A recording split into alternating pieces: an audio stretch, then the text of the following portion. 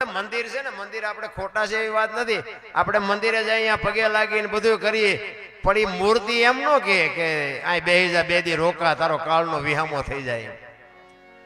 બૈરેથી માથાકૂટ થઈ હોય, છોકરાને માથાકૂટ થઈ હોય, દેણું થઈ ગયું હોય, પણ સંતની ઝૂંપડીએ જાઓ ને એમ કે ભાઈ બાપુ મારે મરી જવું છે, બૈરેથી કંટાળ્યો છું, છોકરાથી કંટાળ્યો છું, એટલે સંત એમ કે બેટા બે દી અહીં રોકાઈ જા, બધું પતી જાય. ઈ સંતની ભૂમિ છે. કાયા જેની કુબડી પડછંદ જેના પ્રાણ, સંતને સુરા નિપજાવતી હોરઠ રતનની ખાણ છે. રામ એક તમે 10 કિલોમીટર હાલો ને એક સાધુ બેઠો હોય, હરિહર ની આકલો મારે, આ ધર્મના વાવટા ફરકે છે, એ ભજન તમને મને મગજમાં બેસે છે. અમારા ગુરુ તો એવું કહેતા કે ભગવી ચિત્રી હામી મળે ને, સાધુ હામો મળે ને, જો સીતારામ ન બોલી શકો ને તો મરી જાયજો. એ કે દુનિયામાં તમને જીવવાનો કોઈ હક જ નથી બાપુ, સાથેનો જો સીતારામ ન કરી શકો તો. અરે ઈ ભૂમિ છે. દીકરા જે કાપીને ખવડાવી દે, બૈરા આપી દે, કરવત મુકાવે, ફૂળીએ સડે, ઝેર પીવે, જેલમાં જાય, પણ બાપુ એને હરિના નામ છોડ્યા નથી, એને દુનિયા અટાણે યાદ કરે છે. કોકના બૂસ માર્યા હોય એને યાદ ન કરે, કાંઈક જેને સમર્પણ કર્યું હોય એને યાદ કરે. અરે તમે જોવો તો ખરા બાપુ. અને એમાં રામદેવજી બાપાનો જે પ્રતાપ છે આપણા કચ્છ, કાઠિયાવાડ, સૌરાષ્ટ્ર, ગુજરાતમાં જ્યાં પીરાણું છે ને, પીરાણું જ્યાં જ્યાં હરિહર હાલે છે ને, ત્યાં બધે પીરાણું છે. એક લખી લેજો, પીરાણું ન હોય ને બાપુ હરિહર ન હાલે. રૂપિયા તો બાપુ બધાની પાસે છે, રૂપિયાથી બાપુ શાંતિ નથી મળતી. આનંદ કરવા વાળા ઝૂંપડામાં કરે છે અને રોવા વાળા બંગલામાં રોવે છે. પૈસાથી જો શાંતિ મળતી હોય, પૈસા વાળા છોકરા ઉભા વાહડા જેવા ન રખડતા હોત ગામમાં, તો પૈસેથી નો શાંતિ લઈ લે. છોકરો આમ મોટું કરીને ખાવા બેઠો હોય, બૈરું આમ મોટું કરીને ખાવા બેઠો, હું પૈસા ને ગુડવા છે. ભીખ માગીને ખાય ને, ભીખ માગીને ઈ એક થાળીમાં બેહીને ખાય, પણ આનંદ કરતા કરતા ખાતા હોય. ક્યાંકથી છોકરો ખીચડી લઈ આવ્યો હોય, એક દીકરી બાપુ એક રોટલો લઈ આવી હોય, એની માં ક્યાંકથી શાક લઈ આવી હોય, અને એક થાળીમાં બેહીને બાપુ એવા માગણને અમે આનંદ કરતા જોયા છે ને.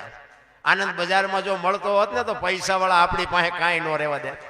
અરે હળવા ફૂલ થઈ જાવ ને, કોઈની માથે કાંઈ છે નહીં, હું વજન લઈ લઈને ફરો છો. આ મને આયા કોણ, અમે તો પહેલી વાર આવ્યા, અમને કોઈ ઓળખતું નહોતું, તોય અમારી આ બધા ઓળખે અમને. ઠીક છે મીડિયાના માધ્યમથી, પણ અમે એવડું મોટું ક્યાં સારું કામ કરી નાખ્યું છે, તમારે ફોટા પડાવવા છે ને અમારે આ કરવું. આ ફૂલડા વેરતા વેરતા આવ્યા તમને, મને તો એમ થતું હતું કે અહીંયા અમારે અહીંયા કોઈ સકન નથી લેતું, આ હમણાં ફૂલડા પાથરે. એટલે અમારી જેટલી આબરૂ છે ત્યાં આવો ત્યાં ખબર પડે. અને આ બધું આના માધ્યમથી અહીંયા જે અમારા વિરોધી છે ને, આ લાઈવ હોય એટલે અહીંયા બાપુ અત્યારે હુતા નહીં હોય.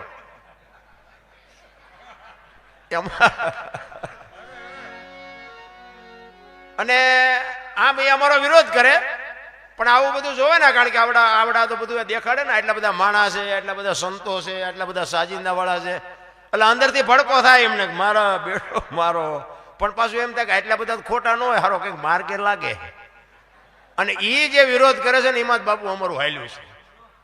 મારો કહેવાનો અર્થ એ છે કે કોઈ નિંદા કરતું હોય, કોઈ તમારું કાળું ધોળું કહેતું હોય ને, એની આમાં બાપુ છોડી દેજો. મારો નાથ તમારે નોંધ કરશે, આપણી ગેરંટી. કારણ કે મેં જિંદગીમાં છે ને ધોકા પસાડ્યા સિવાય કંઈ કર્યું નથી. મારી ઓળખાણ તમને આપી દઉં. હું એક ખટારાનો ડ્રાઈવર હતો. ખટારાનો ડ્રાઈવર તો ઓગણીમી કોમ ન કહેવાય. ખટારાના ડ્રાઈવરને કોઈ પાણી પાય. આ તમે હેઠે બેઠા છો ને, આ સાધુ સંતોના ખોળામાં અમને બેહવા મળ્યું છે બાપુ, નક્કી થાય છે તમને? મને નક્કી નથી થતું હું અહીં કેવી રીતે આવ્યો છું. ભજન છે ને, એ ભજન છે. તમને મને આમાં મગજમાં, અને ભજન સમજાય એવું નથી. એની માટે બાપુ સદગુરુ જોવે, માથે ધણી જોવે. ધણી વગરના બાપુ ઢોરા રખડે જેટલાય, કોઈ ખાવાય નથી દેતું. ધણી ન હોય ને એના દુનિયામાં કોઈ ઓળખતું જ નથી. ભજન ભજન એમને સમજાય નહીં, એની માટે સદગુરુ જોવે. માથે બાપુ ધણી વિના વાત ન સમજાય, ખોટી વાત. એ વાત જ ખોટી છે. અને જેને જેને સમજાયું ને બાપુ, ગોળ બંગાળનો રાજા ગોપીચંદ ને 92 લાખ માળવાનો ધણી ભરતરી સાધુ બની ગયા, સમજાઈ ગયું. એક બજાણાની બજારમાં સવારામ સાહેબ ભજન કરે, સુરતા કોઈ સુગડ સમેટે, સાહેબ ઘટમાં ભેટે, તીર્થ વ્રત બહુ કરે, જાય બદરીને બેટે, પડ્યું ત્યાં ગોતે નહીં, ગોતે સેટે સેટે, આદલ તો અંતરમાં રહેશે મારા બાપ, ભજન કરો તો ભેટે. આ એક જ શબ્દ સવા બાપાનો જબુમાને વાગી ગયો ને બાપુ કામ થઈ ગયું. એમ આખી રાત તમે બેહો ને એકાદો શબ્દ જો વાગે નહીં તો અમારી ને તમારી બેયની કઠણાઈ કહેવાય. આમાંથી બાપુ 2 જણાને 5 જણાને અમારા શબ્દની કંઈક અસર થવી જોઈએ. બાકી તો નકર અમે અહીંથી 1.5 કિલોમીટર તણાઈને આવ્યા છીએ. જો અમારું આમાં ક્યાંય ન ઉતરે તો અમારી આ કઠણાઈ કહેવાય ને ભલામણ. એટલે જ મહાપુરુષો કહે છે તમારે અને મારે આ બાપુ જેટલા મહાપુરુષો થયા ને લોઢાના સણ્યા સાવ્યા છે, પણ બાપુ એને ઢીલું નથી મૂક્યું. ત્યાં આ દુનિયા એને યાદ કરે છે. એટલે કહે છે એ નથી મફતમાં એ જી મળતા એના તો મૂલ ચૂકવવા પડતા સંતને. સંતપણા રે એ ભાઈ નથી મફતમાં મળતા, નથી મફતમાં મળતા.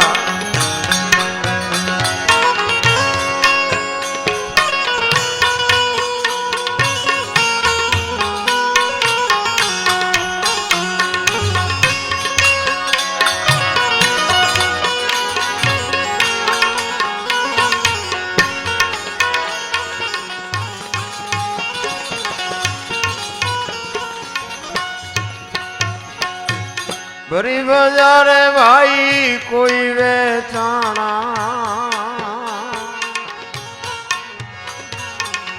તેલકડામાં તળતા, તેલકડામાં તળતા.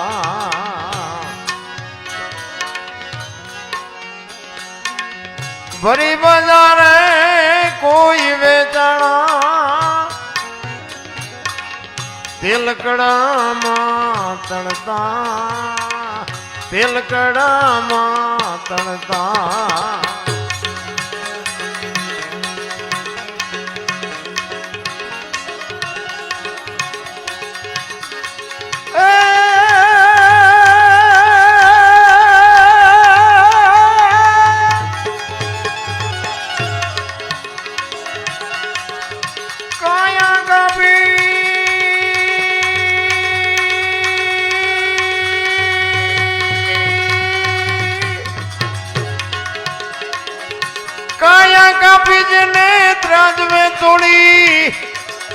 હાડુડા હે માળે ગળતા સંતને એ રે ભાઈ નથી મફતમાં મળતા, નથી મફતમાં.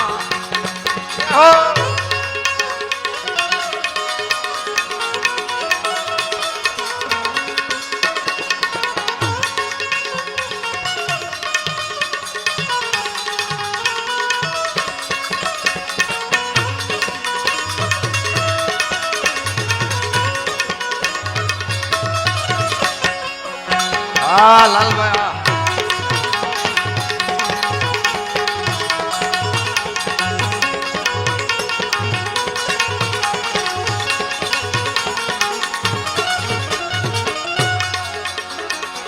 પ્યારા પુત્રના માથા ખાંડી ભોગ સાધુ ને ધરતા, ભોગ સાધુ ને ધરતા.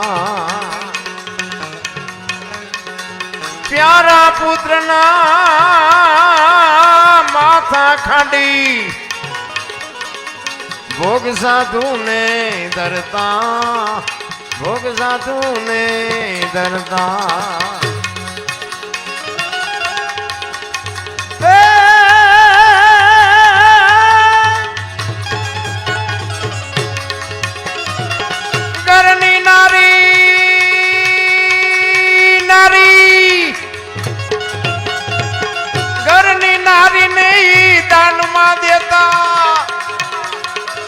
દિલડા નો તાઈ ડરતા સંતને.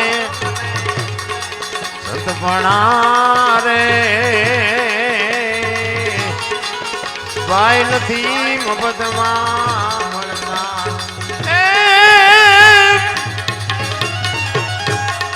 તારી વાડી નો તું ધણી,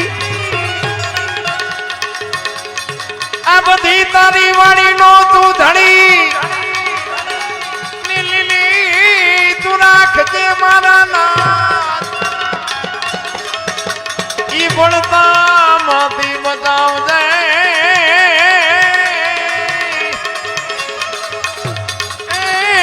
તેથી અડાઈ તું ધરજે.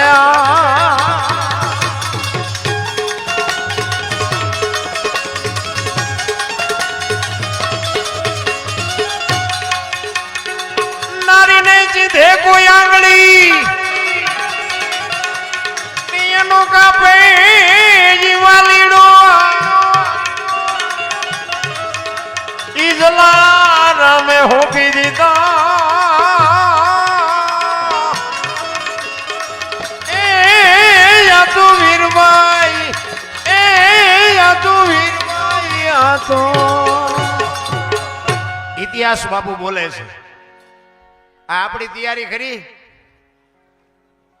આપણું બૈરું કોક માગે તો આપણી આમાં તૈયારી ખરી? કઈ પતે એવું નથી. આ માથા હલાવી એટલું આપણો મેળ જ માંડ પીડ્યો છે. દઈને શું કરવું?